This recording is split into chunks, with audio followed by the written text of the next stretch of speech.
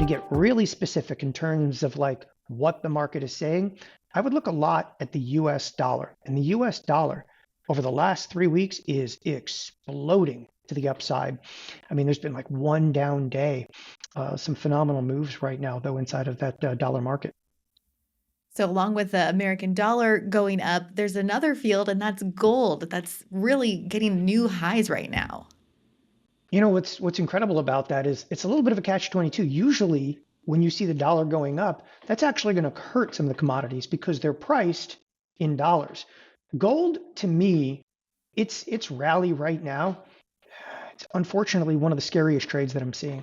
It's inflationary. There's just no question because the dollar, the US dollar going up as dramatically as it is, it should put pressure into gold, meaning gold actually seeing some sell side activity. On the contrary, we're actually seeing gold rally with that. Now there's constant, the drumbeat of the U.S. debt and the interest on that debt is getting louder and louder, and we're seeing gold rally with it. Frankly, look, the situation might not necessarily be coming to a head like tomorrow or a week from now, but the debt situation in the United States, the situation is actually coming to a head, and it's evidence there's going to have to be something done about it. But what is gold going to hit 3,000 before anybody starts to listen? Quite plausibly. It's so interesting to see the dollar and gold going up at the same It is. time. Very interesting combination.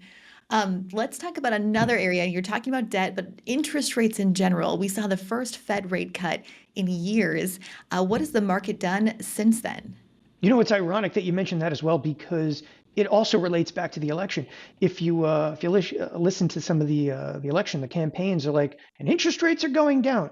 On the contrary, interest rates, specifically the 5-year, the 10-year, the 30-year, have actually soared higher since the Fed has cut. I'll give you specifics in here. So if we were to look at the 10-year, that's the 10-year, obviously Treasury, and the interest rate associated with it.